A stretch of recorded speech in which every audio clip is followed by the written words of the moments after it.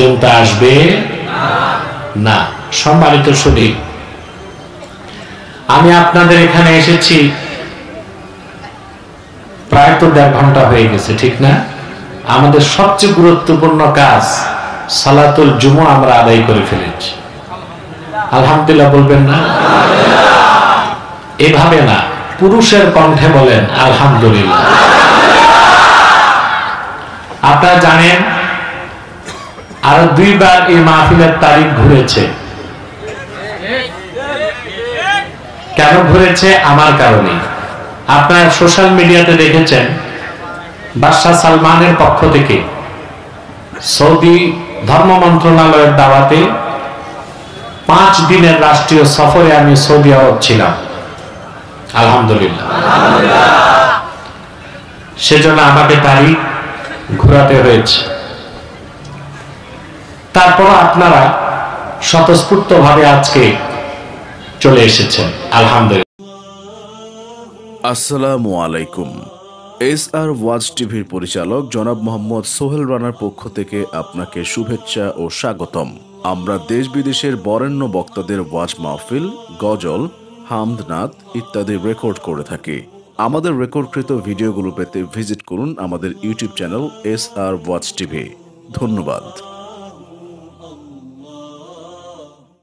ইন্নাল হামদালিল্লাহি নাহমাদুহু ওয়া নাস্তাঈনুহু ওয়া নাস্তাগফিরুহু ওয়া নাউযু বিল্লাহি মিন শুরুরি আনফুসিনা ওয়া মিন সাইয়্যাতি আ'মালিনা মান ইয়াহদিহিল্লাহু ফালা মুদিল্লা লাহু ওয়া মান يضلله فلا هادي له ونشهد أن لا إله إلا الله وحده لا شريك له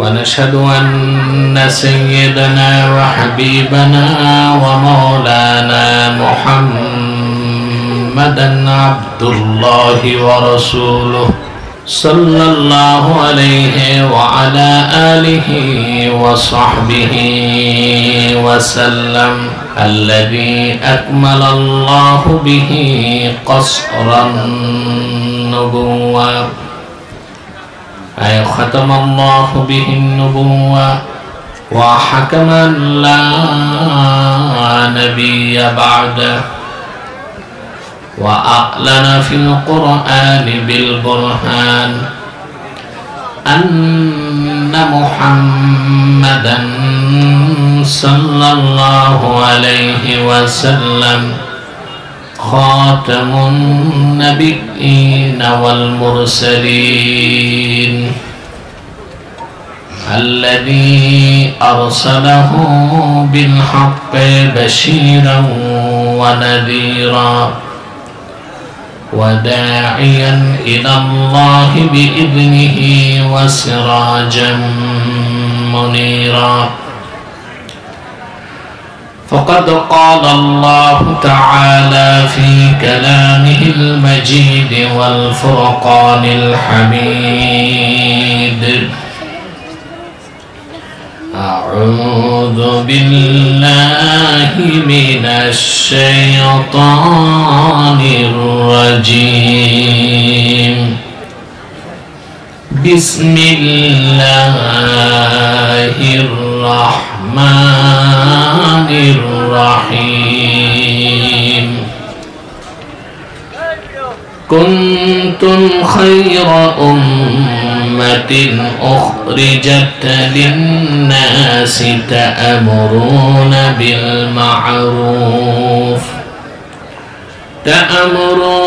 بالمعروف وتنهون عن المنكر وتؤمنون بالله ولو آمن أهل الكتاب لكان خيرا لهم منهم المؤمنون وأكثرهم الفاسقون صدق الله العظيم وصدق رسوله النبي الكريم ونحن على ذلك من الشاهدين والشاكرين والحمد لله رب العالمين. إن الله وملائكته يصلون على النبي يا أيها الذين آمنوا صلوا عليه وسلموا تسليما. اللهم صل على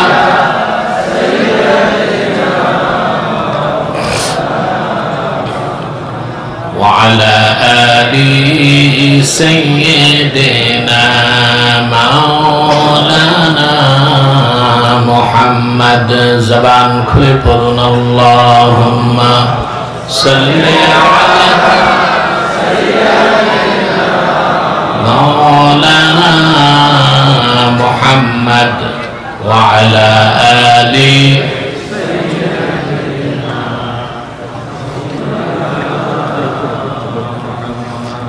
मेरा दिल तड़प रहा है, मेरा जल रहा है सीना, ये दवा वही मिलेगी, मुझे ले चलो मदीना. अल्लाहुम्मा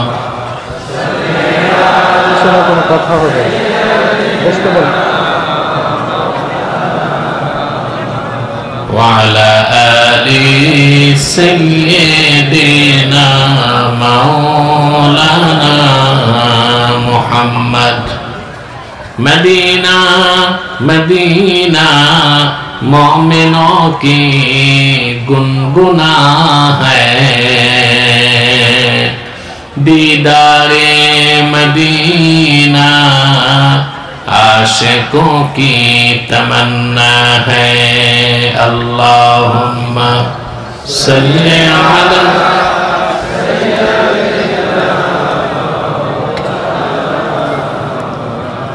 वअला आलि सय्यिदिना मौलाना मुहम्मद.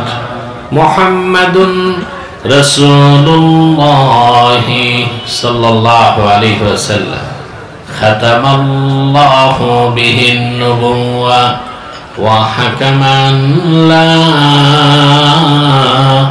नबिय्य बअदहु बलगल उला बिकमालिहि कशफद दुजा बिजमालिहि हसनत जमीअ खिसालिहि सल्लु अलैहि व आलिहि.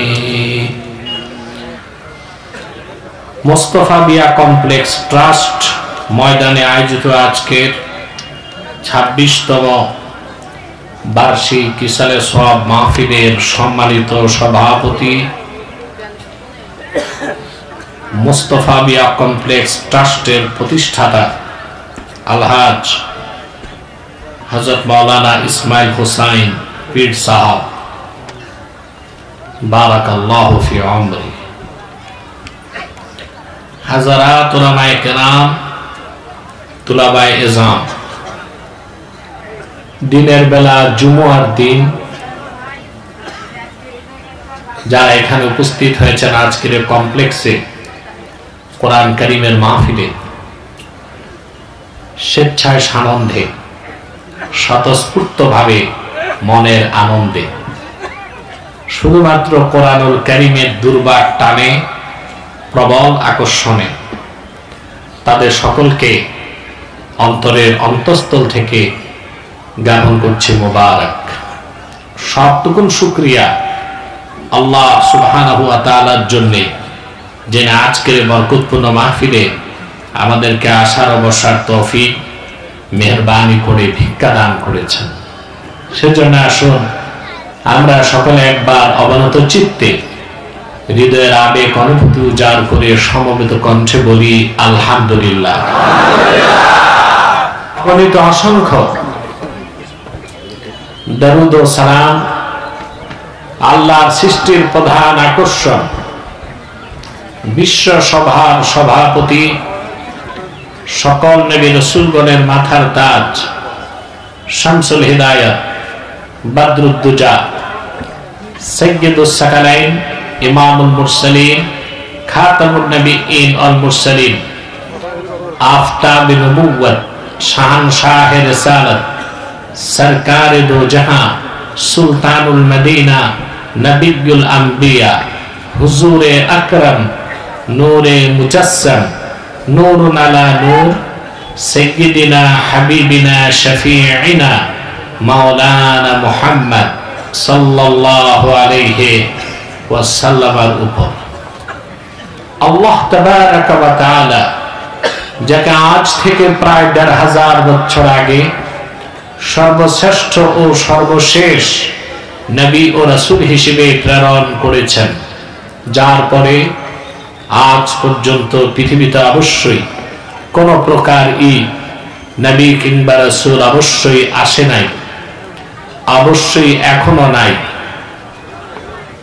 অবশ্যই কিয়ামত পর্যন্ত আসবে না। সম্মানিত সুধী, আমি আপনাদের এখানে এসেছি প্রায় তো ১.৫ ঘন্টা হয়ে গেছে, ঠিক না? আমাদের সবচেয়ে গুরুত্বপূর্ণ কাজ সালাতুল জুমা আমরা আদায় করে ফেলেছি। আলহামদুলিল্লাহ বলবেন না? এভাবে না, পুরুষের কণ্ঠে বলেন আলহামদুলিল্লাহ। আপনারা জানেন আরো ২ বার এই মাহফিলের তারিখ ঘুরেছে। কেন ঘুরেছে? আমার কারণে। আপনারা সোশ্যাল মিডিয়াতে দেখেছেন বাদশাহ সালমানের পক্ষ থেকে সৌদি ধর্ম মন্ত্রণালয়ের দাওয়াতে 5 দিনের রাষ্ট্রীয় সফরে আমি সৌদি আরব ছিলাম। আলহামদুলিল্লাহ। সেজন্য আমাকে তারিখ ঘোরাতে হয়েছে। তারপর আপনারা স্বতঃস্ফূর্ত ভাবে আজকে চলে এসেছেন, আলহামদুলিল্লাহ। রোদের কারণে অনেকে প্যান্ডেলের জায়গা না পেয়ে দূরে বসেছেন। আপনারা স্টেডিয়ামে যে জীবনে কত ফুটবল খেলা দেখছেন রোদে বসে, দেখেন নাই?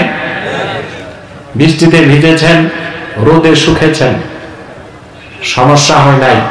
আল্লাহর কোরআনের মাহফিলে রোদকে ভয় পান কেন? রোদ লাগলে আমার মনে হয় গুনাহগুলো জ্বলে যাবে। যে যেখানে আছেন বসে যান। আর যাদের চামড়া নরম তারা রোদে না এসে দূরে ছায়াতেই বসে থাকেন, তাতেও সমস্যা নেই। সম্মানিত সুধী, আজকে সুদীর্ঘ 16 বছর নির্যাতন নিপীড়নে অতিষ্ঠ বাংলাদেশিরা আল্লাহর অশেষ দয়া রহমতে ফেসিবাদের গজব থেকে মুক্ত হয়ে বুক ভরা শ্বাস নেবার সুযোগ পেয়েছে। প্রতিটি মুসলিম, কি রাজনৈতিক কি অরাজনৈতিক, আমি এসে যা শুনলাম পীর সাহেবের মুখ থেকে, তাদের মতো সুফি দরবেশ সাধকরাও ওই বেঈমান জালেমদের নির্যাতনের স্টিম রোলার থেকে বাঁচতে পারেনি।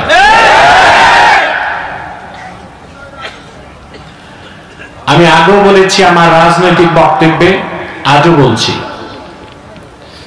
এই গজব থেকে দেশ মুক্ত হয়েছে, পিছনে কোনো মাস্টার মাইন্ড নাই, কোন দলের কৃতিত্ব নাই, আল্লাহর গজবেই তারা ধ্বংস হয়েছে, ঠিক না? এখন এই বিপর্যস্ত বাংলাদেশকে পুনর্নির্মাণ করতে দেশীয় বিদেশি বিভিন্ন চক্র রোল প্লে করতেছে। প্রত্যেক মতাদর্শের ধারকরাই চাচ্ছে তাদের মতো করে দেশ সাজাতে, ঠিক না? এখানে ভারতের দালাল কুচুকরিরাও আছে, আবার আটলান্টিকের ওপার থেকে যারা আমাদের দেশে মাতব্বরি করে ওদের এজেন্টও আছে। বাংলাদেশের প্রোপাইটার হচ্ছে 14 কোটি মুসলমান। এরা সিদ্ধান্ত নিবে বাংলাদেশ কি রকম হবে। বাংলাদেশের সংবিধান কি রকম হবে, আইন কি রকম হবে, পলিসি কি রকম হবে, ঠিক না? এই সমাধানগুলো আমাদেরকে অবশ্যই কোরআন ও সুন্নাহ থেকে গ্রহণ করতে হবে। সেজন্য আমাদের প্রকৃত আত্মপরিচয় আমাদের জানতে হবে। তাহলে আমাদের এখন সুখী সমৃদ্ধ ইনসাফপূর্ণ একটা বাংলাদেশ পুনর্গঠন করতে হলে আগে আমাদের আত্মপরিচয় জানতে হবে। আমরা কে, আমরা কারা? আমরা কিন্তু আমাদের আত্মপরিচয় ভুলে যাচ্ছি না? আমাদের দেশে কেউ পরিচয় দিতে গর্ববোধ করে আমি বাঙালি, কেউ বলে আমি বাংলাদেশি, আর মুসলমান তার প্রিন্সিপাল আইডেন্টিটি, মূল পরিচয় দেয় আমি উম্মতে মুহাম্মাদি। সুবহানাল্লাহ। আমি বাঙালি, আমি বাংলাদেশি, এগুলো কোনো মৌলিক পরিচয় না।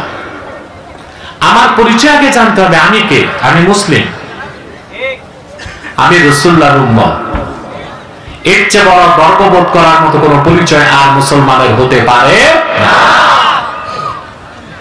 আমাদের সেই পরিচয়, আমাদের মর্যাদা, আমাদের অধিকার আর আমাদের কর্মসূচি কি, এই কথাগুলো ব্যাখ্যা করতে আমি সূরা আলে ইমরান থেকে 110 নম্বর আয়াত তেলাওয়াত করেছি। আমি আলোচনায় প্রবেশ করতে চাই, কি বলেন? ভূমিকাতে একটা কথা বলবো। এই যে আপনারা দুপুর বেলা না খেয়ে চলে এসেছেন, সে কখন থেকে বসে আছেন, আমার সাথে জুমা পড়লেন, খুতবা শুনলেন, এখন বয়ান শুনতেছেন, বাড়ি তো গেলেন না, ঠিক না? তার মানে কি? নিশ্চয় আল্লাহ তাআলা আপনাদেরকে পছন্দ করেছেন। খুশি হলেন না? আল্লাহ তাআলা যে পছন্দ করেছেন তার প্রমাণ কি? আল্লাহ যে বান্দাকে পছন্দ করেন তাকে দ্বীন শিক্ষার ব্যবস্থা করে দেন। এটা আমার কথা না, সহিহ বুখারী কিতাবুল ইলমের হাদিস। হযরত মুআবিয়া রাদিয়াল্লাহু তাআলা আনহু বর্ণনা করেছেন, আল্লাহ হাবিব ইরশাদ করেছেন, মান ইউরিদিল্লাহু বিহি খাইরান ইউফাক্কিহু ফিদ-দ্বীন ফাইন্নামা আনা কাসিম ওয়াল্লাহু ইউতি। রাসূলুল্লাহ বলেছেন, আল্লাহ তার যে বান্দার কল্যাণ চান, ভালো চান, আল্লাহ তার সে বান্দাকে দ্বীনের সমঝদার বানায় দেন। ফাক্কাহা ইউফাক্কিহু মানে ফকিহ বানানো। কি বানানো? ইউফাক্কিহু ফিদ-দ্বীনের ব্যাখ্যায় বদরুদ্দিন আইনি লেখেন বুখারী শরীফের শরাতে, ইউফাক্কিহু ফিদ-দ্বীন আই ইয়াজআলহু ফাকিহান ফিদ-দ্বীন। আল্লাহ তার যে বান্দাকে ভালোবাসেন তাকে দ্বীন শিখায়া, দ্বীনদার বানায়া, দ্বীনের সমঝদার বানায় দেন। সুবহানাল্লাহ বলেন। আল্লাহ আমাদের পছন্দ করছেন না? এতে আমরা খুশি না বেজার? খুশি। 2 নাম্বার সুসংবাদ আপনাদের জন্য, একটু পরে আমরা মুনাজাত করব, দ্বীনের মুনাজাত। কোন মুনাজাত? রাতে হবে, রাতের মুনাজাত। ফুরফুরা পিসাব আসবেন, সকালে মুনাজাত হবে ইনশাআল্লাহ। কিন্তু আমি তো আপনাদেরকে নিয়ে দিনে একটা মুনাজাত করব না, এককভাবে না সম্মিলিতভাবে? আপনারা মুনাজাতে হাত তোলার সাথে সাথে আপনাদের জিন্দেগীর সগীরা গুনাহ সব মাফ হয়ে যাবে। আর যদি মুনাজাতে একটু চোখের পানি ফেলতে পারেন, কবিরা গুনাহ মাফ হয়ে যাবে। তা আমরা যখন মুনাজাত করে বাড়ি যাব আজকে দিনে, শিশুর মতো নিষ্পাপ হয়ে বাড়ি যাব, বলেন না আলহামদুলিল্লাহ? এটা আমার কথা না।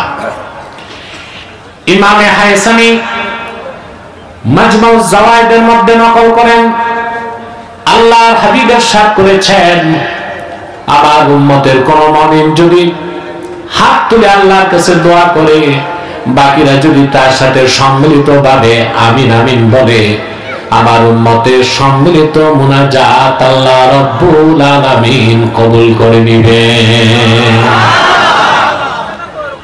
তাহলে একটু পর আমরা যে মুনাজাত করব, আমাদের গুনাহগুলো মাফ হয়ে যাবে। খুশি আছেন? কথা বলে না? আপনাদের মনোযোগ আছে তো? তা আমরা খুশি, আল্লাহ খুশি। বেজার শুধু শয়তান, আর শয়তানের চেলা চামুন্ডারাও বেজার। অবশ্য শয়তানের চেলার সংখ্যা কিছু কমছে এখন, কমছে না? যদি আগের মতো থাকতো তো মাহফিল তো করতে পারতেন না। গত বছর তো আমি আসতে পারি নাই। কারা বন্ধ করছে? কোরআনের মাহফিল যারা বন্ধ করে ওগুলো বনিয়াদের সন্তান, ওগুলো শয়তানের চালা চামুন্ডা।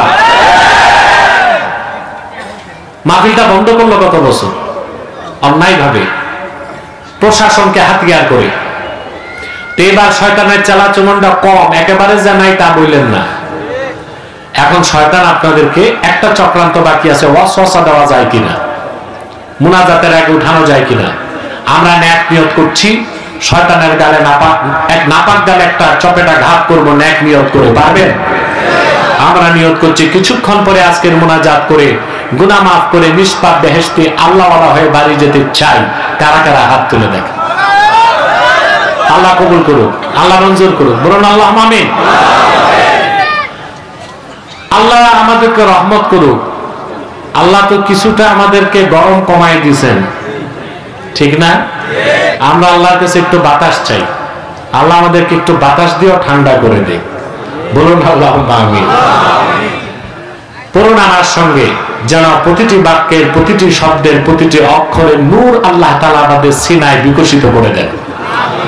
পড়ুন আউযু বিল্লাহি মিনাশ শাইতানির রাজীম।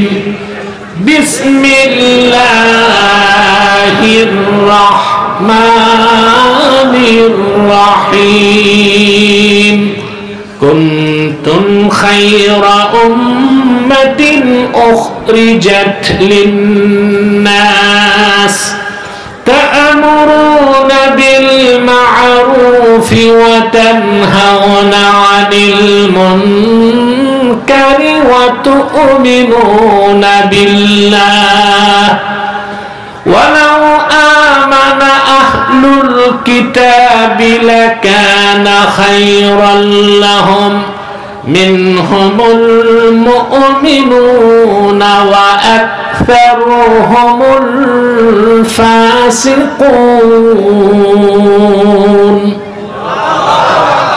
আল্লাহ পাক বলেন, কুনতুম খায়রা উম্মাহ, তোমরাই সর্বশ্রেষ্ঠ জাতি। সুবহানাল্লাহ। এই ঘোষণা কার? উম্মতে মুহাম্মাদি ঈমানদারদেরকে আল্লাহ বলেছেন তোমরাই শ্রেষ্ঠ জাতি। এই পৃথিবীর সৃষ্ট লগ্ন থেকে আজ অবধি তোমাদের চেয়ে শ্রেষ্ঠত্বে ঊর্ধ্বে কোন জাতি তৈরি করা হয় নাই। সুবহানাল্লাহ। আল্লাহ উম্মতে মুহাম্মাদির মাধ্যমে 70টি জাতি গোষ্ঠীর সমাপ্তি টেনেছেন। সুবহানাল্লাহ।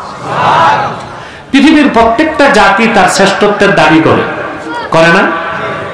বাঙালি বলে আমি শ্রেষ্ঠ।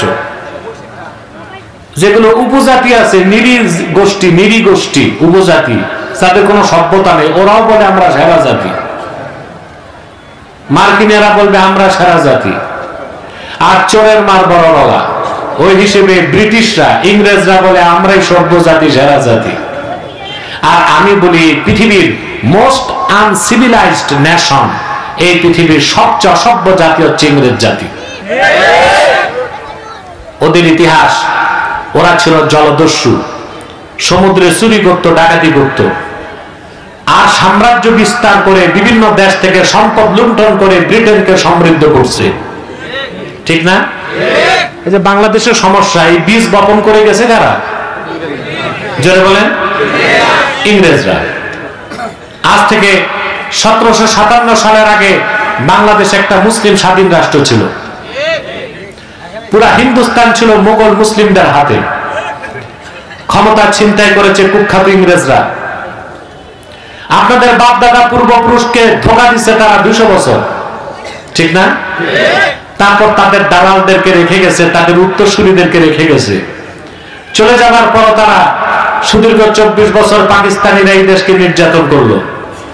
71-এ দেশ স্বাধীন হওয়ার পর যারাই ক্ষমতায় আসলো শুধু মুসলমানদেরকে ধোঁকা দিল আর ক্ষমতায় যাবার সিঁড়ি হিসেবে ব্যবহার করলো, ঠিক না?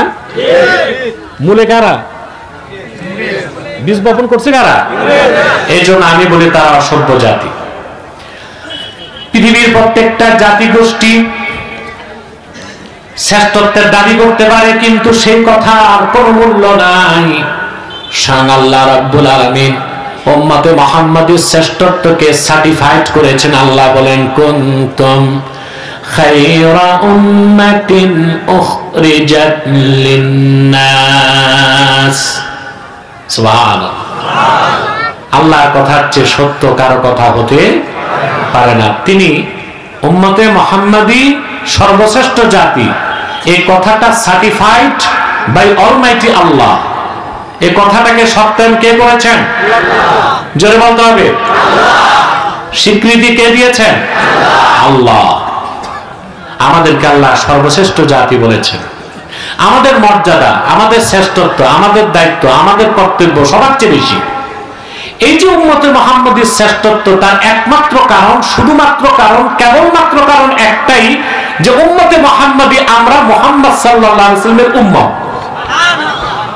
দ্বিতীয় আর কোনো কারণ? সুবহানাল্লাহ বলবেন না? আল্লাহ রাব্বুল আলামিন তার আখিরি নবী, নবীগণের মাথার তাজ, আমার নূর নবীজি মুহাম্মদ সাল্লাল্লাহু আলাইহি ওয়াসাল্লামের উম্মত হবার কারণে আমরা যারা উম্মতে মুহাম্মাদী, আমাদের দামটা কত বাড়াই দিয়েছেন। আমাদের বয়স কম কিন্তু মর্যাদা বেশি, আমাদের ইবাদতের সময় কম কিন্তু ইবাদতের দাম বেশি।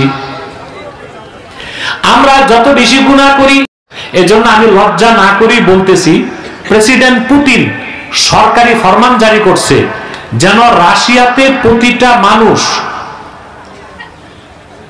সেক্সুয়াল রিলেশন, স্ত্রীর সাথে সম্পর্কের অপেক্ষায় যেন রাত পর্যন্ত অপেক্ষা না করে। জনসংখ্যা এত কমতেছে, পুতিন বলে দিছে অফিসে, আদালতে, ফ্যাক্টরিতে যখন সুযোগ পাও স্ত্রীর কাছে যাবা, তাড়াতাড়ি সন্তান বাড়াও। আপনারা হাসবেন কেন? আমি কোনো কৌতুক করি নাই, এটা ইন্টারন্যাশনাল মিডিয়া খবর। জনসংখ্যা কমতেছে। আজকে বাংলাদেশে দেশ স্বাধীনের পর হিন্দু ছিল 12.5%, তারপর হলো 8.5%, এখন আছে 6.5%। কেন? আমরা কি হিন্দুদের মারি? কথা বলেন। বাংলাদেশের মুসলমান কখনো আইনকে হাতে তুলে নেয় না। যেভাবে হিন্দুস্তানে আমার মুসলিম ভাইদেরকে পাখির মতো গুলি করে হত্যা করা হয়, যদি বাংলাদেশের মুসলমান অস্ত্র হাতে তুলে নিত, বাংলাদেশের সমস্ত হিন্দুগুলো হরে রাম করতে করতে হিন্দুস্তানে পালায় যেত।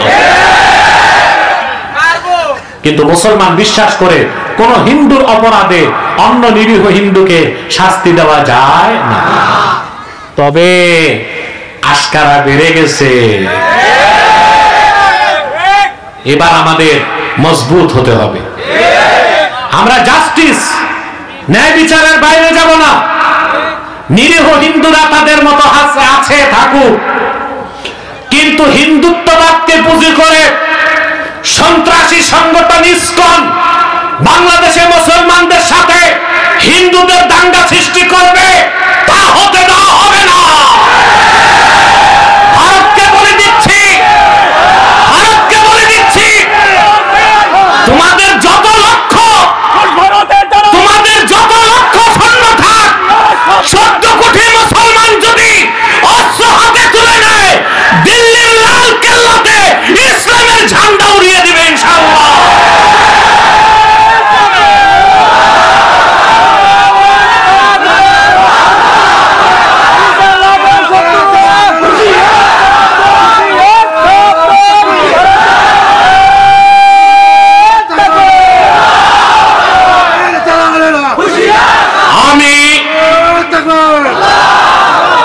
মোস্তফা বিয়া কমপ্লেক্স ট্রাস্টের ময়দান থেকে বর্তমান অন্তর্বর্তী সরকারকে বলছি, অনতি বিলম্বে চট্টগ্রামের আদালত প্রাঙ্গণে আমার মুসলিম ভাইকে হত্যার বিচার বাংলাদেশের মুসলমান নির্বাচনের আগে দেখতে চায়। আদালতে প্রকাশ্যে একজন অ্যাডভোকেট সাইফুলকে হত্যা করা হলো। মানুষ মানুষকে এইভাবে মারে, তার গোস্ত হাড্ডি আলাদা করে দেওয়া হয়েছে। কোথায় পেয়েছি ইসকনের দুঃসাহস? বাংলাদেশে বিভিন্ন রাজনীতিতে ইসকনের দালালরা ঘাপটি বেড়ে বসে আছে। বাংলাদেশে যে দল ভারতের দালালি করে ক্ষমতায় যেতে চায় তাদেরকে আমাদের বলতে হবে না, বাংলাদেশে ভারতের দালালি চলবে না, ইসকন নামে কোন সংগঠন থাকতে পারবে না। ইসকন হচ্ছে সন্ত্রাসী সংগঠন, নিষিদ্ধ করতেই হবে। অ্যাডভোকেট সাইফুলের হত্যাকারীদেরকে দ্রুত ট্রাইব্যুনালে ফাঁসির রায় দিয়ে শাস্তি কার্যকর করতে হবে। মুসলমানের ধৈর্যের বাঁধ যদি ভেঙে যায় তখন তার আইনের পরোয়া করবে না। আল্লাহ গোপন করে রাখেন। যখনই আমরা নির্জনে নিবৃতে আল্লাহর কাছে চোখের পানি ফেলে কান্না করি, আল্লাহ তার হাবিবের সদকায় আমাদের জিন্দেগীর গুনাহ মাফ করে শিশুর মতো নিষ্পাপ বানায় দেন। এত সুযোগ, এত সুবিধা, এত অধিকার, এত মর্যাদা আল্লাহ উম্মতে মুহাম্মদীকে দিয়েছেন। পূর্বের কোন পয়গম্বরের উম্মতকে আল্লাহ এত সম্মান ও মর্যাদা দেন নাই, এত অধিকার দেন নাই, এত স্বাধীনতা দেন নাই। সুবহানাল্লাহ বলবেন না? সুবহানাল্লাহ। আমরা আল্লাহর হাবিবের উম্মত, আখির উম্মত। বয়স কম, কম না? কথা বলেন। 60 বছর, 70 বছর। আমার তো মনে হয় সারা পাবনায় দূরবীন দিয়ে খুঁজে 100 বছর বয়স পেয়েছে 10টা লোক দিতে পারবেন? কথা বলেন। পারবেন দিতে? 10টা দিতে পারবেন না, 100 পার হয়েছে পাবনায়। কিন্তু আল্লাহর হাবিবের উম্মত হবার কারণে সুবহানাল্লাহ, এই উম্মত 365 দিনের একটা দিনের একটা রাত, লাইলাতুল কদরের রাতটা যদি ইবাদতে কাটাতে পারে, পূর্বের পয়গম্বরদের কোন আবেদের 1000 বছরের ইবাদতের, 1000 মাসের ইবাদতের সওয়াব আল্লাহ ওই উম্মতে মুহাম্মদীর আমলনামায় লিখে দিবেন। কি সুযোগ! সুবহানাল্লাহ। লাইলাতুল কদরে খায়রুম মিন আলফি শাহর। কদরের একটা রাত 1000 মাসের যুক্ত। অনেক ব্যাখ্যা আছে, তার মধ্যে গ্রহণযোগ্য ব্যাখ্যা এটা যে উম্মতে মুহাম্মদের কোন ইমানদার এক রাত যদি ইবাদত করে, পূর্বের পয়গম্বরের ইমানদার আবেদের প্রায় 84 বছর ইবাদতের সমান সওয়াব আল্লাহ আমলনামায় দিয়ে দিবেন। শুধু রাসূলুল্লাহর খাতিরে, শুধু রাসূলুল্লাহর উম্মত হওয়ার কারণে। সুবহানাল্লাহ বলবেন না? এই উম্মতের সম্মান মর্যাদা কত বেশি! সুবহানাল্লাহ। বুখারী শরীফের হাদিস আল্লাহর হাবিব ইরশাদ করেছেন, নাহনুল আখিরুনা সাবিকুন। আল্লাহু আকবার। সহিহ বুখারীর ইবারত, নাহনুল আখিরুনা সাবিকুন। ভিন্ন শব্দে হাদিসটি মুসলিমও আছে। আল্লাহর হাবিব বলেছেন, উম্মত মনে রেখো, সাহাবায়ে কেরাম মনে রেখো, আগমনের দিক দিয়ে আমরা সবার পরে এসেছি, কিন্তু আখিরাতে হাসর ময়দানে মিজানে পুলসিরাতে জান্নাতে থাকবো সবার আগে। নাহনুল আখিরুনা সাবিকুন। এই ইবারতের ব্যাখ্যা আল্লামা বদরুদ্দিন আইনি উমদাতুল কারিতে লেখেন, নাহনুল আখিরুনা ফিদ দুনিয়া আস-সাবিকুনা ইয়াউমাল আখিরাহ। রাসূলুল্লাহ উম্মতকে বলেছেন, উম্মতে মুহাম্মাদী, আমার উম্মত, তোমরা আসছো সব উম্মতের পরে, কিন্তু আমার উম্মত হবার কারণে তোমরা হাসর ময়দানে থাকবা সবার আগে। হাসর ময়দানে সামনের কাতারে তোমরা, মিজানের পাল্লায় সামনের কাতারে তোমরা, কাউসারের কাছে তোমরাই আগে, পুলসিরাতে তোমরাই আগে, জান্নাতের দরজায় তোমরাই আগে, জান্নাতে ঢুকবা তোমরাই আগে। আল্লাহু আকবার। এই হচ্ছে আমাদের শান, আমাদের মর্যাদা, আমাদের শ্রেষ্ঠত্ব। কিন্তু আমরা বাঙালি সব ভুলে গেছি। এখন আমরা পরিচয় দেই আমরা বাঙালি, আমরা বাংলাদেশি। এগুলো আমাদের কোনো পরিচয় না। আমাদের প্রিন্সিপাল আইডেন্টিটি, আমরা হচ্ছে উম্মতে মুহাম্মাদী, আমরা শ্রেষ্ঠ জাতি।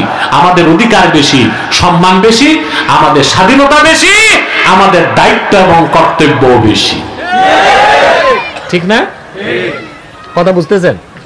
সুবহানাল্লাহি বিহামদিহি। রাসূলুল্লাহর হাদিসের ব্যাখ্যাটা দেখেন সাল্লাল্লাহু আলাইহি ওয়াসাল্লাম। দেখুন, আমরা আসছি পরে বেহেশতে যাব, এটা বুঝাবো একটু, কথা বলেন। আপনার বিদেশ গেছেন যারা, প্লেনে গেছেন, ঠিক না? এয়ারক্রাফট বা প্লেনে 3টা ক্লাস থাকে, first class, business class, economy class. এখন বিভিন্ন এয়ারলাইন্স আরেকটা ক্লাস খুলেছে, প্রিমিয়াম ইকোনমি।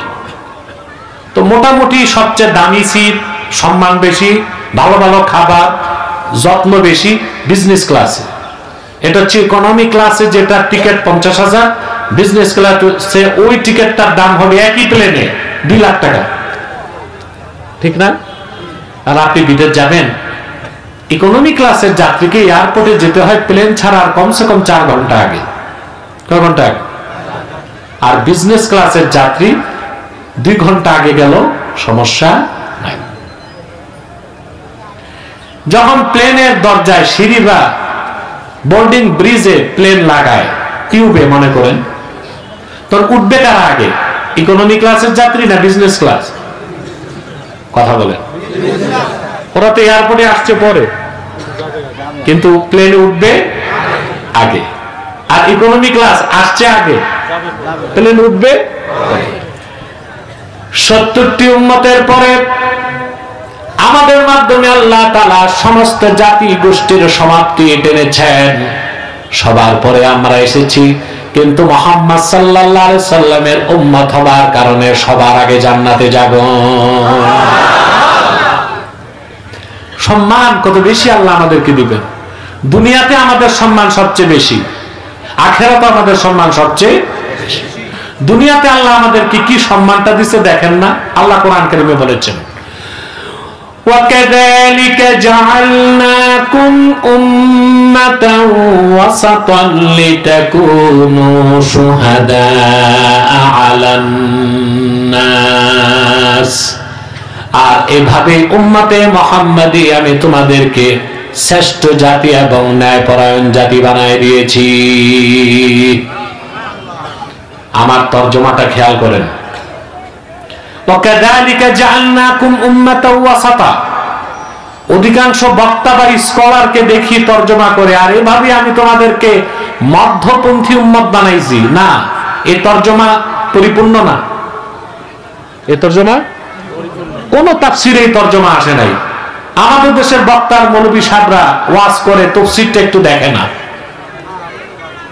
وَكَذَلِكَ جَعَلْنَاكُمْ أُمَّةً وَسَطًا সমস্ত তাফসিরে আসছে, হাদিসের অসংখ্য রাওয়ায়াত আসছে, মধ্যপন্থী বলা হয় না উম্মতে মুহাম্মাদিকে, বলা হয়েছে উম্মাতাও ওয়াসাতা, আই খিয়ারাও ওয়া আদলা।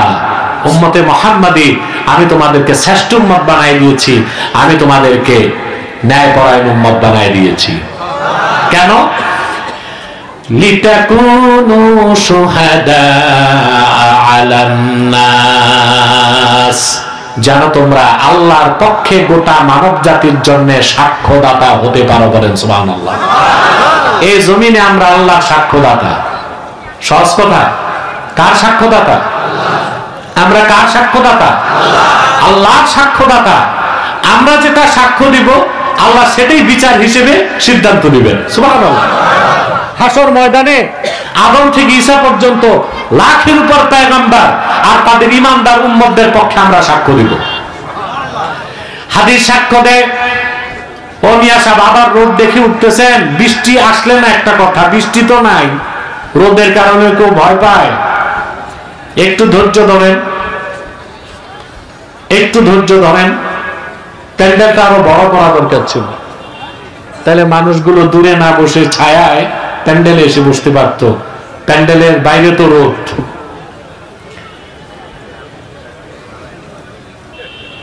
আর 15 মিনিট ধৈর্য থাকবে? এর মধ্যে আমি আমার বক্তব্য একটা মেসেজ আপনাদেরকে দিতে পারবো ইনশাআল্লাহ, ঠিক আছে? আমাদের মর্যাদাটা কত বেশি। হাসর ময়দানে আমরা হবো সাক্ষ্যদাতা। কার সাক্ষ্যদাতা? দুনিয়া তো আমরা কার সাক্ষ্যদাতা? এই যে মুসলমানের ইজমা, মুসলমানের ইজমাকে না মানলে ঈমান থাকবে? সুবহানাল্লাহ। আমাদের দেশে অনেকে আছে ইজমাকে দলিল মানে না, বলে কোরআন সুন্নাহই তো দলিল। অবশ্যই কোরআন সুন্নাহ মূল দলিল, ইজমা এবং কিয়াসও দলিল। ইজমা এবং কিয়াসও দলিল। এখন ইজমা যে দলিল তার প্রমাণ হচ্ছে কোরআনের এই আয়াত, ওয়াকাযালিকা জাআলনাকুম উম্মাতাও ওয়াসাতান লিতাকুনু শুহাদাআ আলান নাস। উম্মতে মুহাম্মাদি তোমাদেরকে আমি শ্রেষ্ঠ উম্মত, ন্যায়পরায়ণ উম্মত বানাই দিয়েছি, যেন তোমরা মানব জাতির জন্য সাক্ষ্যদাতা হতে পারো। কার পক্ষে? সেজন্য উম্মতে মুহাম্মাদের ইজমা যদি হয় কোন বিষয় হালাল, আল্লাহ সেটাকে হালাল বলেন। উম্মতে মুহাম্মাদের আলেমরা যদি ইজমা করে বলে এটা হারাম, আল্লাহর দৃষ্টিতে এটা হারাম। উম্মতে মুহাম্মাদের ইজমা যদি হয় কোন দলকে বলা হয় তারা কাফের, আল্লাহর দৃষ্টিতে ওই দলটা কি? কাফের। উম্মতে মুহাম্মাদের ইজমা যদি হয় কোন ফেরকা বাতিল, আল্লাহর দৃষ্টিতে ওই ফেরকাটা বাতিল। কারণ আল্লাহ আমাদের বানাই দিয়েছেন কি? সাক্ষ্যদাতা। সুবহানাল্লাহ বলবেন না? এটা দুনিয়ায়। আর আখিরাতে আল্লাহ রাব্বুল আলামিন আদম থেকে ঈসা পর্যন্ত জলিলুল কদর পয়গম্বরদেরকে জিজ্ঞেস করবেন, তোমরা রিসালাতের দায়িত্ব পৌঁছেছো নাকি? নূহ আলাইহিস সালামের কওমকে আল্লাহ বলবেন, জিজ্ঞেস করবেন দায়িত্ব তোমাদের কাছে নূহ পৌঁছেছিল নাকি? নূহকে আল্লাহ বলবেন হাল বাল্লাগতা, নূহ তুমি আমার পক্ষ থেকে পেগাম তোমার জাতির কাছে পৌঁছেছো নাকি? তিনি বলবেন আল্লাহ পৌঁছেছি। নূহ আলাইহিস সালামের জাতি বলবেন আল্লাহ নূহ আমাদের কাছে তোমার পেগাম পৌঁছায় নাই। চিন্তা করছেন, নবীর বিরুদ্ধে সাক্ষ্য দিবে উম্মত, ফয়সালা দিবেন কে? আল্লাহর বিচারে সাক্ষ্য থাকবে কিনা বলেন? কথা বলেন। আল্লাহ তো সব জানেন, কিন্তু আল্লাহর বিচার হবে, আল্লাহর বিচার হবে 100% ট্রান্সপারেন্সির সাথে। সুবহানাল্লাহ। সাক্ষ্য লাগবে কিনা? কথা বলেন। আল্লাহ রাব্বুল আলামিন নূহকে বলবেন, নূহ তোমার জাতি বলে তুমি রিসালাতের দায়িত্ব পৌঁছাও নাই, আমি সব জানি, কিন্তু তোমার পক্ষে সাক্ষ্য আছে নাকি? নূহ নবী বলবেন আল্লাহ আজকে আমার পক্ষে সাক্ষ্য দিবে উম্মতে মুহাম্মাদি। আল্লাহ উম্মতে মুহাম্মাদিকে জিজ্ঞেস করবেন, নূহ কি তার জাতির কাছে আমার দাওয়াত পৌঁছাইতেছে? উম্মতে মুহাম্মাদি বলবে আল্লাহ যথাযথভাবে নূহ দায়িত্ব পৌঁছায় দিয়েছে। এভাবে হযরত ইব্রাহিমের পক্ষে, মুসার পক্ষে, ঈসার পক্ষে উম্মতে মুহাম্মাদি সাক্ষ্য দিবে। প্রত্যেক কওমের লোক আল্লাহর কাছে আর্গুমেন্ট করবে, আল্লাহ যে উম্মতের সাক্ষ্য নিচ্ছে ওরা তো আসছে আমাদের পরে, কথা বলে না, তোরা সাক্ষ্য দেয় কেমনে? আল্লাহ উম্মতে মুহাম্মাদিকে জিজ্ঞেস করবেন কেমনে সাক্ষ্য দিলা? উম্মতে মুহাম্মাদি বলবে আল্লাহ তাআলা তোমার আখিরি নবী মুহাম্মদ সাল্লাল্লাহু আলাইহি সাল্লামের উম্মত আমরা, আদম থেকে ঈসা পর্যন্ত সকল পয়গম্বর যথাযথ দায়িত্বের সাথে তাদের নিজ নিজ উম্মতের কাছে দাওয়াত পৌঁছিয়েছে। তোমার আখিরি নবী আমাদের নবী মুহাম্মদ সাল্লাল্লাহু আলাইহি সাল্লাম সেটা বলে গিয়েছেন। আল্লাহর হাবিব আল্লাহ তোমার আখিরি নবী মুহাম্মদ সাল্লাল্লাহু আলাইহি ওয়াসাল্লাম ওনার উপর অবতীর্ণ কোরআনেই তো তুমি বলে দিয়েছো আদম থেকে ঈসা পর্যন্ত তোমার পক্ষে প্রেরিত নবীগণ যথাযথ দায়িত্বের সাথে দাওয়াত পৌঁছিয়েছেন। সেই দৃষ্টিকোণ থেকে সাক্ষ্য দিয়েছি। আল্লাহ রাব্বুল আলামিন উম্মতে মুহাম্মাদির সাক্ষ্য গ্রহণ করবেন আর পূর্বের পয়গম্বরগণকে তাদের উম্মতদের পক্ষ থেকে দেওয়া অপবাদ থেকে মুক্ত করে দিবেন। এমন এক মর্যাদাবান উম্মত আমরা। সুবহানাল্লাহ বলবেন না? হাসর ময়দানে আমাদের দাম কত বাড়বে চিন্তা করতে পারবেন না। আল্লামা মাহমুদ আলুসি রাহমাতুল্লাহি আলাইহি রুহুল মাআনির মধ্যে লেখেন, ওয়া ইউদাউ লিল মুমিনিনা ইয়াওমা ইদিন কারাসি মিন যাহাবিন ওয়া ইউযাল্লালু আলাইহিমুল গামাম। হাসর ময়দানে প্রত্যেক ঈমানদার উম্মতে মুহাম্মাদিকে হাসরে বসার জন্য আল্লাহ তাআলা একটা স্বর্ণের কুরসি বিছায় দিবেন। প্রত্যেক উম্মতে মুহাম্মাদিকে হাসরে বসার জন্য আল্লাহ তাআলা এক একটা স্বর্ণের চেয়ার বিছাইয়া দিবেন। সুবহানাল্লাহ। আর উম্মতে মুহাম্মাদীর মধ্যে যারা আলেমে তাকি, আলেমে পরহেজগার আলেম, তাদেরকে আল্লাহ দাঁড়াবার জন্য এক একটা নূরের মিম্বর দিবেন। বাতিল আলেম না, দেশে কিছু আছে মুনাফিক আলেম, দালাল আলেম, এদের কাজই হচ্ছে সরকার যেই আসুক সরকারের কাছ থেকে হালুয়া রুটির ভাগ নেওয়া। বিগত কালে যে মৌলবীগুলো ফেসিবাদী সরকারের দালালি করেছে, সরকারও ভাগছে, পালাইছে না? শুধু পালাইছে ভাই, কেউ পালাইছে স্বামীর বাড়ি,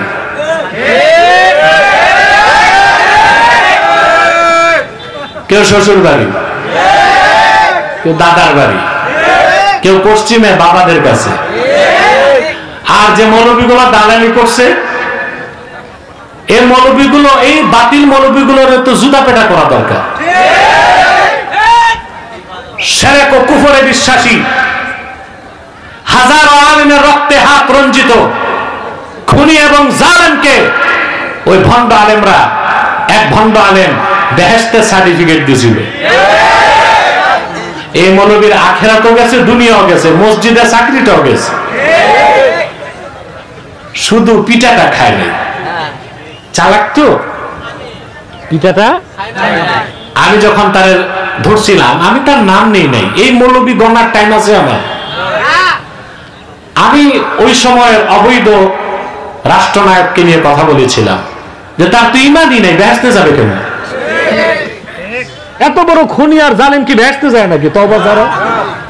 ওই মৌলবী খুব খেপছিল, আমারে অ্যারেস্ট করবে, জেলে দিবে, এই করবে সেই করবে। আমারে জেলে দেওয়ার আগে গোষ্ঠী সহ জাহান্নামে গেছে। তো ওই যে মৌলবী আমারে জেলে দিবে, একটা মৌলবী না, কত মৌলবী চেষ্টা করছে সরকার কিন্দন দিয়া জেলে ঢুকাবে আমাকে, কিন্তু কে জেলে যাবে আর কে যাবে না ফয়সালা কোথায় হয়? সুবহানাল্লাহ। আমাকে ওরা কোনোদিন ভাঙতে পারবে না, মনে করবেন মেরে ফেলতে পারবে, কিন্তু ভাঙ্গে দিতে ইনশাআল্লাহ আল্লাহর হাবিবের জুতা মোবারকের সদকায় কাফের মুশরিক বেঈমানরা, বাতিলরা আমাকে কোনো ভেঙ্গে দিতে পারবে না, হত্যা করতে পারবে। কারণ এটাই তো আমি আল্লাহর কাছে কামনা করি। আমি কারাগারের অন্ধকার কুঠুরিতে রাত যাপন করতে পছন্দ করি না, বরং ময়দানে আল্লাহ দ্বীনের কথা বলে শাহাদাতকে পছন্দ করি। তা আল্লাহ তো আমার দোয়া কবুল করবেন। তো বলছিলাম, এই দালাল মৌলবী গিরি করলে হালুয়া রুটির ভাগ পাওয়া যায়, আখেরাত পাওয়া যায় না। পাওয়া যায়? আল্লাহর হাবিবকে সাহাবায়ে কেরাম জিজ্ঞেস করেছেন, আইয়ুন নাসে শাররুন, মানুষের মধ্যে সবচেয়ে খারাপ কে? আল্লাহর হাবিব বলেছেন, আল আলিমু ইদা ফাসাদা, সেই আলেম যে আলেম বরবাদ হয়ে যায়, ধ্বংস হয়ে যায়, নষ্ট হয়ে যায়, ওই আলেম হচ্ছে সবচেয়ে খারাপ। বুঝলেন? ভাত যখন পচে যায় পান্তা ভাত হিসেবে খাওয়া যায়, আর বিরিয়ানি পচে গেলে, কথা বলেন, ভাত পচে গেলে আর বিরিয়ানি পচলে, তো মৌলবী যেটা দালাল হয়ে যায় ওটা পচে যায়, ওটা আর কোনো কাজে লাগে না দালালি করা ছাড়া। উম্মতে মুহাম্মাদীর প্রত্যেক মুমিনের জন্য এক একটা স্বর্ণের কুরসি থাকবে, সুবহানাল্লাহ বলবেন না? আর উম্মতে মুহাম্মাদীর প্রত্যেক নেককার আলেমের জন্য হাসরে এক একটা নূরের মিম্বর থাকবে, সুবহানাল্লাহ বলে। শুধু কি তাই আমার ভাইরা, কুনতুম খায়রা উম্মাহ, আমাদের শ্রেষ্ঠত্ব দুনিয়ায়, সুবহানাল্লাহ কইবেন না? আমার কি সুবহানাল্লাহ বলা শিখাই দিতে হবে? রাসূলুল্লাহ উম্মতে মুহাম্মাদী হিসেবে আমাদের শ্রেষ্ঠত্ব দুনিয়ায়, আমাদের শ্রেষ্ঠত্ব আখিরাতে, আমাদের শ্রেষ্ঠত্ব জান্নাতে, হাসর ময়দানে আমাদের শ্রেষ্ঠত্ব কি হবে? হাদিস সাক্ষ্য দেয়, আল্লাহর হাবিব ইরশাদ করেছেন, আহলুল জান্নাতি ইশরুনা ওয়া মিআতু সাফিন, হাসর ময়দানে জান্নাতীদের 120টা কাতার হবে। রাসূলুল্লাহ বলেছেন, ওই 120 কাতারের মধ্যে আমার উম্মত হবে সামনের 80 কাতার। সুবহানাল্লাহ। আদম থেকে ঈসা পর্যন্ত লাখের উপর পয়গম্বর যারা, তাদের ইমানদার উম্মত সবারটা মিলে হবে মোটে 40 কাতার, আর আমরা উম্মতে মুহাম্মাদি হব 80 কাতার। দেখেন না পৃথিবীতে আজকে আল্লাহর হাবিব মুহাম্মদ সাল্লাল্লাহু আলাইহি সাল্লামের আনিত দ্বীন ইসলাম পরিপূর্ণ হওয়ার ১৫০০ বছর পরে সারা পৃথিবীতে এখন মুসলমানের সংখ্যা প্রায় 200 কোটি, আর মানুষ আছে 800 কোটি। 200 কোটি তো আমরা, 200 কোটি আমরা। এই 200 কোটি মানুষের হাত কত? 400 কোটি। পৃথিবীতে এই 200 কোটি মুসলমান এক থাকলে কিসের ঘোড়ার ডিমের পরাশক্তি আর ধরা শক্তি? কেউ তো দাঁড়াতে পারে না। আর মুসলমানের সংখ্যা দিন দিন বেড়ে চলছে। অপরদিকে আল্লাহু আকবার। আরে মুসলমান, আল্লাহর কুদরত গুলো তাকায় তাকায় দেখবা, আর আল্লাহর গজব যাদের উপর, ওই গজব গুলো কেমনে আসে ওগুলো দেখবা। আজকে শুধু পৃথিবীতে মুসলমানদের সংখ্যা বাড়তেছে, আর ইসলাম মুসলমান ছাড়া প্রত্যেক অমুসলিম সম্প্রদায়ের জনসংখ্যা কমতেছে। যেমন গত বছর 3 মাস টানা ইতালিতে নতুন কোন শিশু জন্ম নেয় নাই। আমেরিকাতে, ইউরোপে জনসংখ্যার হার কমে যাচ্ছে। রাশিয়াতে এখন প্রায় 14 কোটি মানুষ। কত? বিশাল দেশ, 1 কোটি বর্গ কিলোমিটারের চেয়ে বেশি একটা দেশ রাশিয়া। ওখানে 14 কোটির মতো মানুষ মাত্র, কিন্তু জনসংখ্যা কমে যাচ্ছে। এজন্য আমি লজ্জা না করেই বলতেছি, প্রেসিডেন্ট পুতিন সরকারি ফরমান জারি করছে যেন রাশিয়াতে প্রতিটা মানুষ সেক্সুয়াল রিলেশন, স্ত্রীর সাথে সম্পর্কের অপেক্ষায় যেন রাত পর্যন্ত অপেক্ষা না করে।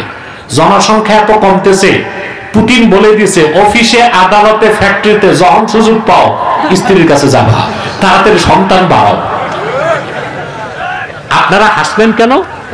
আমি কোনো কৌতুক করি নাই, এটা ইন্টারন্যাশনাল মিডিয়ার খবর। জনসংখ্যা কমতেছে। আজকে বাংলাদেশে দেশ স্বাধীনের পর হিন্দু ছিল 12.5%, তারপর হলো 8.5%, এখন আছে 6.5%। কেন? আমরা কি হিন্দুদের মারি? কথা বলেন। বাংলাদেশের মুসলমান কখনো আইনকে হাতে তুলে নেয় না। যেভাবে হিন্দুস্তানে আমার মুসলিম ভাইদেরকে পাখির মতো গুলি করে হত্যা করা হয়, যদি বাংলাদেশের মুসলমান অস্ত্র হাতে তুলে নিত, বাংলাদেশের সমস্ত হিন্দুগুলো হরে রাম করতে করতে হিন্দুস্তানে পালায় যেত। কিন্তু মুসলমান বিশ্বাস করে কোন হিন্দুর অপরাধে অন্য নিরীহ হিন্দুকে শাস্তি দেওয়া যায় না। তবে আশকারা বেড়ে গেছে। এবার আমাদের মজবুত হতে হবে। আমরা জাস্টিস, ন্যায় বিচারের বাইরে যাব না। নিরীহ হিন্দুরা তাদের মতো আছে থাকুক, কিন্তু হিন্দুত্ববাদকে পুঁজি করে সন্ত্রাসী সংগঠন ইসকন বাংলাদেশে মুসলমানদের সাথে হিন্দুদের দাঙ্গা সৃষ্টি করবে, তা হতে দেওয়া হবে না। ভারতকে বলে দিচ্ছি, তোমাদের যত লক্ষ সৈন্য থাক, 14 কোটি মুসলমান যদি অস্ত্র হাতে তুলে নেয়, দিল্লির লাল কেল্লাতে ইসলামের ঝান্ডা উড়িয়ে দিবে ইনশাআল্লাহ।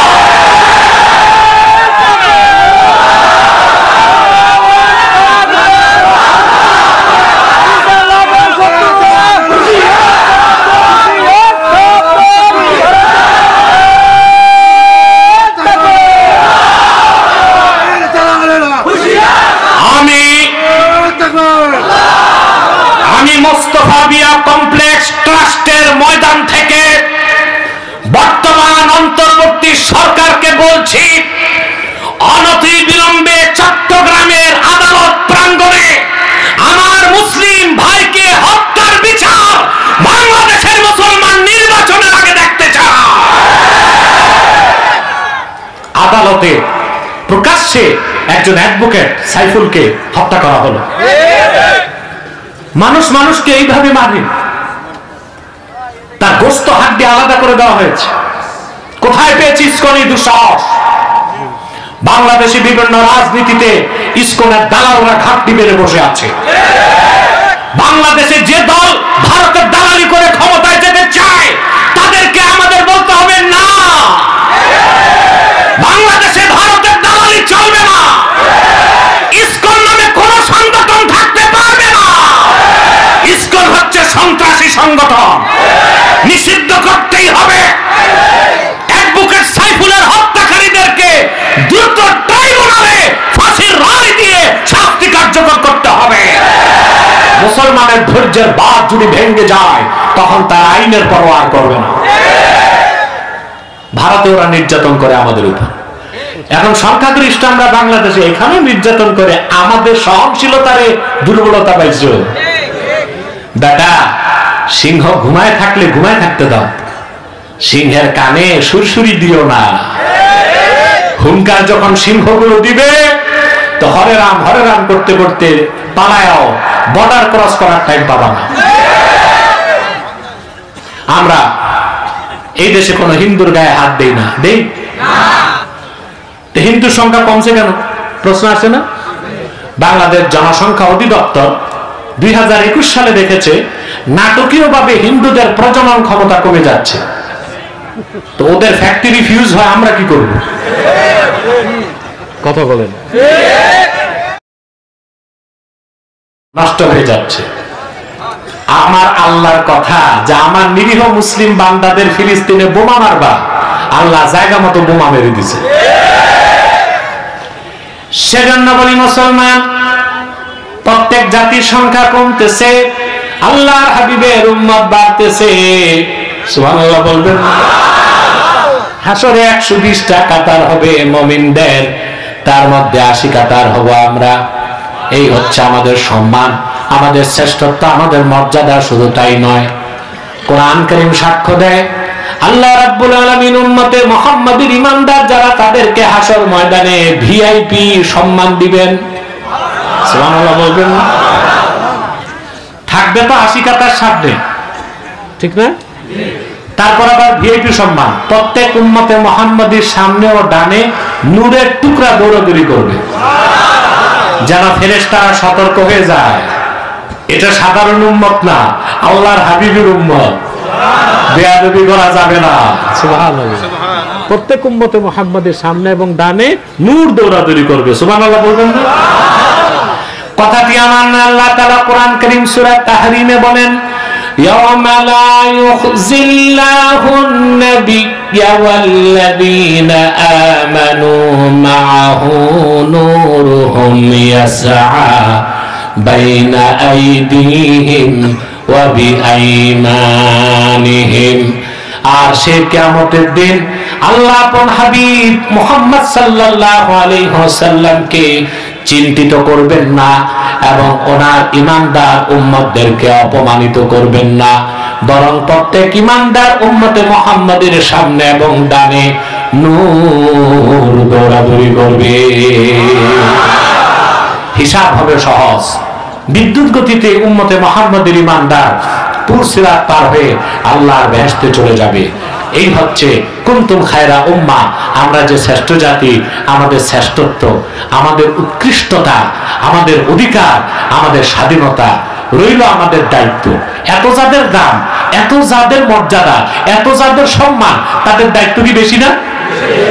কথা বলে না, দায়িত্ব হিসেবে আল্লাহ তাআলা বলেন উখরিজাত লিন-নাস, উম্মতে মুহাম্মাদী তোমরা শুধু তোমাদের কাজ করবা না, তোমাদেরকে বের করা হয়েছে গোটা বিশ্বের মানুষের কল্যাণে। সুবহানাল্লাহ বলেন। সারা দুনিয়ার মানুষের কল্যাণে তোমাদের কাজ দুইটা, তা'মুরুনা বিল মা'রুফি ওয়া তানহাউনা আনিল মুনকার, তোমরা সৎ কাজে আদেশ করবে, অসৎ কাজে বাধা দিবে। সুবহানাল্লাহ বলেন। এখন সৎ কাজে আদেশ আর অসৎ কাজে নিষেধের পদ্ধতি কি হবে আমি সহজে বুঝাই। আপনার তো সাধারণ জনগণ তাত্ত্বিক কথা তো বুঝবেন না, আমি একটু সহজে বুঝাই। সৎ কাজের আদেশ নামাজ পড়ো, এটা সৎ কাজের আদেশ। মদ পান করো না, এটা অসৎ কাজের নিষেধ। এখন আলেম ওলামা পীর মাশায়েখ স্টেজে উঠে মঞ্চে বসে মানুষকে বলে নামাজ পড়েন, রোজা রাখেন, হজ করেন, যাকাত দেন, সুদ খাবেন না, ঘুষ খাবেন না, মদ খাবেন না, জেনা করবেন না, বলে না? সৎ কাজে আদেশ করতেছে, অসৎ কাজে নিষেধ করতেছে। কিন্তু শরীয়তের হুকুম হচ্ছে মুসলিম ভূখণ্ডে কোন মুসলিম যদি নামাজ না পড়ে তারে ব্যাট লাগাও। কি লাগাও? এখন আপনাদের এখানে যে জুমার নামাজ পড়ে নাই কোন আলেম তারে ব্যাট লাগাতে পারবে? কোন পীর সাহেব, চেয়ারম্যান, মেম্বার, এমনকি কোন এমপিও যদি বেনামাজি ধরে ব্যাট লাগায় ওর এমপিগিরি থাকবে? সংসদে কথা হবে এমপি তো তালেবান, এমপি তো তালেবান পন্থী, আফগানিস্তান থেকে আসছে, ওর ইমপিচ করো, ইমপিচ করো, পারবে? শরীয়তের হুকুম মদ পান করলে 80 দোররা লাগাও। কত দোররা? এখন আমরা ওয়াজ করে বুঝাই মদ পান করবেন না, মদ পান করা হারাম, কিন্তু কোন মদখোরকে 80 দোররা লাগাতে কি পারি? কথা বলে না, শুধু মুখে বলতে পারতেছি মদ পান করবেন না, কিন্তু মদ পান যে করে তার শাস্তি দিতে পারি না। শরীয়তের হুকুম মুসলিম ভূখণ্ডে প্রকাশ্যে কোনো মদের দোকান থাকতে পারবে না। বাংলাদেশে আছে না? গুলশান বনানীতে যান, এখন তো প্রত্যেক জেলা শহরে মদের বার হয়ে গেছে। এখন মনে করুন আপনাদের এটা কোন থানা? পাবনা সদর। পাবনার একটা আছে, বৈশিষ্ট্য আছে, পাগলা গারদ এখানে। কোন দিক এটা? কোন দিক? যাক, বড় শখ আমার পাগলা গারদটা ঘুরে দেখবো, কারণ আমার দৃষ্টিতে এই পাগলা গারদে যে পাগলগুলো আছে ওগুলো হচ্ছে আমাদের দেশের বুদ্ধিজীবীরা কম পাগল না। এখানে আমি চাই কিছু সিট খালি করে ফরহাদ মজহারের মতো যত পাগলা বুদ্ধিজীবী আছে এগুলোরে ভর্তি করা। এখন আগের পাগল বুদ্ধিজীবী গুলো পালাইছে, এই যে শাহরিয়ার কবির, মুরগি চোর না কি যেন। এই দেশে সবগুলো বুদ্ধিজীবী, আলহামদুলিল্লাহ, বুদ্ধিজীবীদের ঠাকুর যেগুলো আমার কাছে ডিবেটে আসছে আপনি জানেন। এখন নতুন বুদ্ধিজীবী হয়েছে ফরহাদ মজহার। এই বেটা বলে আরবের ইসলাম বাংলাদেশে চলবে না। নাউজুবিল্লাহ, আরবের ইসলাম ছাড়া ইসলাম আছে? আমি প্রকাশ্যে বাইতুল মোকাররমে বলেছি এই কথা বলে কাফের হয়ে গেছে, ওর ঈমান নাই, বেঈমান, মুরতাদ। কোন সন্দেহ আছে? এ হচ্ছে কত বড় বুদ্ধিজীবী, উনি রাষ্ট্রচিন্তক, পলিসি মেকার। সুরত দেখছেন ফরহাদ মজহারের? লম্বা সাদা কুর্তা, এত মোটা পায়জামা, ওর ভিতরে নাতিরে ঢুকানো যাবে, মাথায় কিম্ভূত কিমাকার টুপি, রবি ঠাকুরের মতো লম্বা দাড়ি, 3 ইঞ্চি মোটা মোষ, দাঁতটা গোনা যায় না, পিছনে সরস্বতীর মূর্তি আর সামনে লালনের বেহালা। উনি আমাদের নসিহত খয়রাত করে কিভাবে সংবিধান লিখতে হবে আর বাংলাদেশ বানাতে হবে। বেটা, তোমার মতো গাঁজাখোর বুদ্ধিজীবীর পরামর্শে মুসলমান নতুন বাংলাদেশ পুনর্নির্মাণ করবে না। বাংলাদেশ কিভাবে গঠন করবে আর চলবে এই দেশের সংখ্যাগরিষ্ঠ মুসলমানই সেই সিদ্ধান্ত নিবে, ঠিক কিনা? তা আমার মনটা চাইছিল পাগড়া গারদটা দেখে পিসাব খোঁজ দিবেন কোন সিট আছে কিনা, খালি এগুলোর এনে ভর্তি করবো আগে, এগুলোর মাথার ট্রিটমেন্টের খুব দরকার আছে। তো এই যে আপনাদের পাবনাতে মনে করেন সদরে একটা মদের দোকান হবে, আপনারা মেনে নিবেন? কথা বলেন। যে লোকটা মদ খায় মুসলমান, সেও কি মানবে? এখন প্রত্যেক এলাকায় বাংলাদেশে ইমাম ওলামা ঐক্য পরিষদ আছে, আছে না? এলাকার ইমাম ওলামা ঐক্য পরিষদ সিদ্ধান্ত নিছে যে মিছিল করে মদের দোকান বন্ধ করবে। শুক্রবার দিন 40 মসজিদ থেকে 30,000 মুসল্লি বেরিয়েছে, মিছিল করে গেছে, মদের দোকান হবে না, পিঠের চামড়া থাকবে না। মদের দোকানের কাছে যারা দেখে রাষ্ট্রের অথরাইজড কিছু বাহিনী অস্ত্র হাতে দাঁড়ায় আছে আর বলতেছে সাবধান মৌলবী সাহেবরা, জ্বালা খান না পাইছেন এবার বাড়ি যায় দাওয়াত খান, সামনেও আসবেন না। কেন? কারণ আপনারা যে রাষ্ট্রে থাকেন এই রাষ্ট্রের যে আইন কানুন আর বিধান, এই রাষ্ট্রকে ওই মদের দোকানদার মদ এনে ট্যাক্স দেয় আর প্রতি গ্লাসে মদ দিয়া ভ্যাট দেয়। এই জন্য রাষ্ট্রের দায়িত্ব হয়ে গেছে মদের দোকান পাহারা দেওয়া। কথা বলেন। তাহলে 40 মসজিদের ইমাম সাহেব ওয়াজ করে নসিহত করে মদের দোকান বন্ধ করতে পারলেন না, কিন্তু যদি রাষ্ট্র দায়িত্ব নিত মুসলিম ভূখণ্ডে প্রকাশ্যে কোনো মদের দোকান থাকবে না, তাহলে মদের দোকান বন্ধ করতে তো 30,000 মুসল্লি লাগে না, 10 জন পুলিশ আর একজন দারোগা এসে যদি দাঁড়ায়, মদের দোকানদার দোকান বন্ধ করে শ্বশুর বাড়ি পালাবে কিনা বলে? তাহলে সৎ কাজের আদেশ, অসৎ কাজের নিষেধ। আলেমদের দায়িত্ব হচ্ছে মুখে, আর শাসকের দায়িত্ব হচ্ছে হাত দিয়ে। এখন লাগবে কেমন শাসক? এমন শাসক যে নিজে সকাল সন্ধ্যা মদ খায়, ওই শাসক মদের দোকান বন্ধ করবে, মদের বিরুদ্ধে আইন করবে? কেমন শাসক লাগবে? ইমানদার, নামাজি, তাকওয়াবান, পরকালে বিশ্বাসী, ইসলামী শরীয়ত আইনে বিশ্বাসী। এইরকম শাসক যখন জায়গা মতো যাবে, মদের দোকান বন্ধ করতে আর মিছিল করতে হবে না, মদের লাইসেন্সই কেউ পাবে না। তা সৎ কাজের আদেশ, অসৎ কাজের নিষেধ, এটা হচ্ছে উম্মতে মুহাম্মাদের প্রধান কর্মসূচি। এটা 3টা স্তর। কয়টা? বাস এই কথাটা বলে আমি সমাপ্ত করে দিচ্ছি আমার তাফসীর।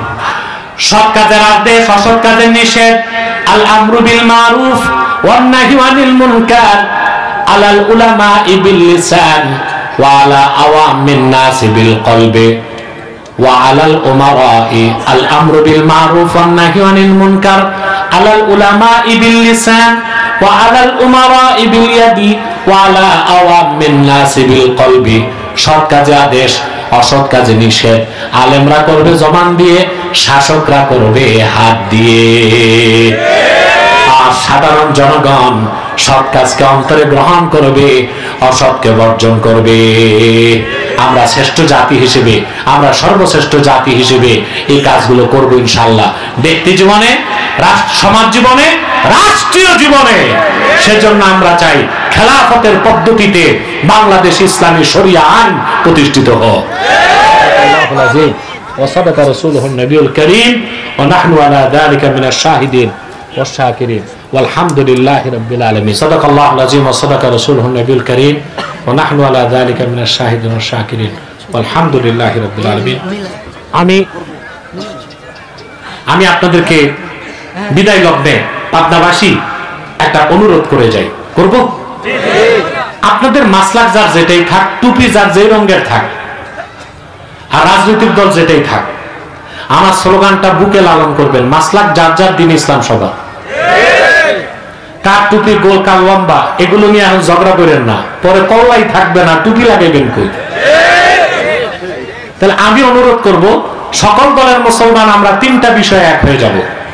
ইসলামের সুমহান স্বার্থ রক্ষায় আমরা ঐক্যবদ্ধ হয়ে যাব, মুসলমানদের মৌলিক দাবিগুলো আদায় আমরা এক হয়ে যাব, আর বাংলাদেশের স্বাধীনতা সার্বভৌমত্ব রক্ষায় আমরা এক হয়ে যাব। রাজি আছেন সবাই? আমাদের এই 3টি স্বার্থের বিরুদ্ধে বাংলাদেশে 3টা অমুসলিম সম্প্রদায় চক্রান্ত করতেছে। তার মধ্যে একটা হচ্ছে কুখ্যাত কাদিয়ানী সম্প্রদায়। নিঃসন্দেহে তারা কাফের এবং অমুসলিম। তাদেরকে যারা কাফের বলবে না, তারাও কাফের, কারণ তারা আল্লাহর আখিরি নবী মুহাম্মদ সাল্লাল্লাহু আলাইহি সাল্লামকে আল্লাহর শেষ নবী হিসেবে বিশ্বাস করে না। চিল্লায় বলেন নাউজুবিল্লাহ। সেজন্য তারা কি? তাদেরকে যারা কাফের বলবে না, তারা কি? কাফের। তারা মানুষকে ধোঁকা দিয়ে কাফের বানাতে, মুসলমানদের মতো দাড়ি রাখে, টুপি লাগায়, মুসলমানের মতো নাম রাখে, তাই বলে কি তারা মুসলমান হবে? আরে ভাই, দাড়ি রাখলেই কেউ যদি মুসলমান হতো, তো রবি ঠাকুরের চেয়ে বড় মুসলমান কে হইতো?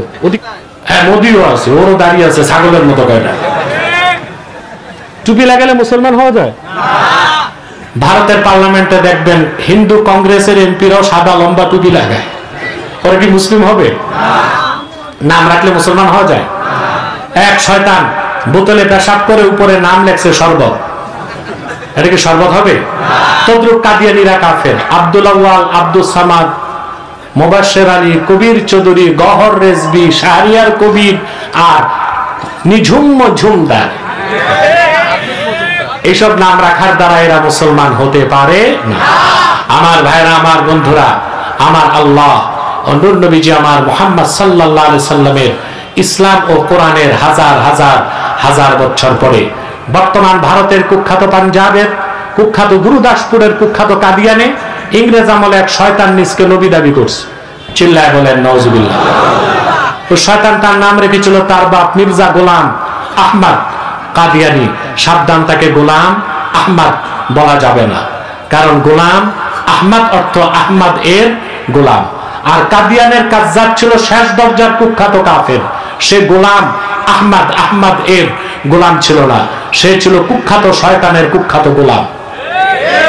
কাদিয়ানের কাজ্জাব জাহান্নামের কুকুরটার উপর গজব এসেছে 1908 সালে। যখন গজব এসেছে, কাদিয়ানের কাজ্জাব মিথ্যা নবুয়তের দাবিদার, ইংরেজদের পা চাটা গোলাম মির্জা গোলাম শয়তান কাদিয়ানি 1908 সালে ধ্বংস হয়ে কুখ্যাত জাহান্নামের কুখ্যাত কুকুরে পরিণত হয়েছে। তার অনুসারীরাও ধ্বংস হয়েছে। বর্তমানে কিছু কাদিয়ানি বাংলাদেশে আছে যারা ইসলাম ও মুসলমানের বিপক্ষে চক্রান্ত করে যাচ্ছে। তাদেরকে নির্মূল করার জন্য আমাদের সকল দলের মুসলমানকে ঐক্যবদ্ধ হইতে হবে। কাদিয়ানিরা বাংলাদেশে 100 সেন্টার করে ফেলেছে। কত? আপনাদের পাবনায় সেন্টার আছে, 100 সেন্টার করে ফেলছে। নাম পরিবর্তন করে করে মিথ্যা পরিচয় দেয়। কখনো নিজেদের পরিচয় দেয় আহমদী জামাত, কখনো বলে আহমদিয়া জামাত, কখনো বলে আহমদী সম্প্রদায়, কখনো বলে আহমদিয়া সম্প্রদায়, কখনো বলে আহমদী মুসলিম জামাত, কখনো বলে আহমদিয়া মুসলিম জামাত।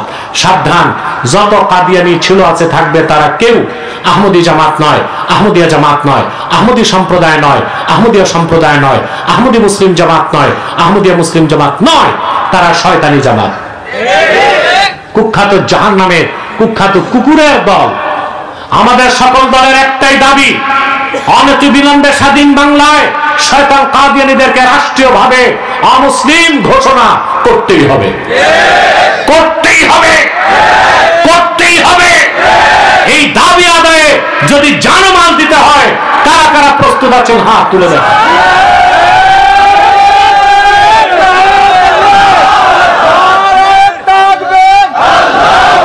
সম্মানিত সুধী, তাদেরকে অর্থনৈতিক সহযোগিতা করবেন না? করেন? জি করেন। প্রাণ কোম্পানির যত জিনিস তাদের, সেজান কোম্পানির জুস তাদের, RFL এর পণ্যগুলো তাদের, প্রথম আলো নামের প্রথম অন্ধকার পত্রিকা, ডেইলি স্টার, কালের কণ্ঠেগুলো তাদের। এগুলো ধরবেন না, কিনবেন না, বেচবেন না, মনে থাকবে।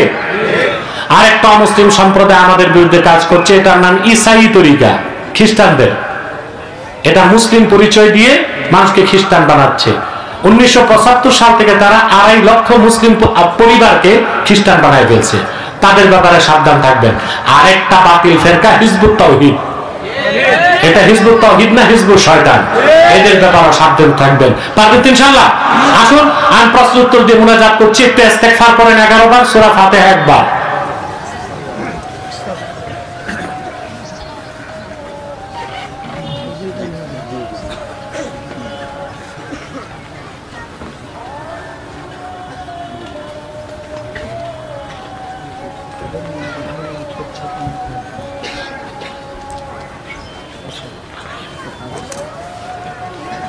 মুখে নিয়ত করা ও কাতার ভেঙ্গে সম্মিলিতভাবে দোয়া করা জানাজার পর বেদাত কিনা এক ভাই প্রশ্ন করেছেন। দেখুন, মৌখিক নিয়ত করাটা মুস্তাহাব, আর জানাজার নামাজটাই দোয়া। তবে কোন এলাকায় যদি জানাজার নামাজের পর দোয়া করা যাবে মুস্তাহাব হিসেবে। কিভাবে? কাতার ভেঙ্গে একটু গোল হয়ে সূরা ফাতিহা সূরা ইখলাস করে ইসালে সওয়াবের নিয়তে দোয়াটা করতে পারেন। এক ভাই বলেছে, আপনার এটা কি লিখছে বাংলাদেশের বর্তমানে, কি লিখছে এটা? ওটা কেটে দিছে কে? পরিস্থিতি লিখছে। ইসকনের কথা তো বলছি, এটা নিষিদ্ধ করতে হবে এই ব্যাপারে। আর আমাকে আমার নামের শেষে আব্বাসী কেন? হযরত আব্বাস রাদিয়াল্লাহু তাআলা আনহুর বংশধর পিতার দিক দিয়ে, সেজন্য ব্যাগ যাচ্ছে আপনাদের কাছে, কিছু কিছু দিবেন।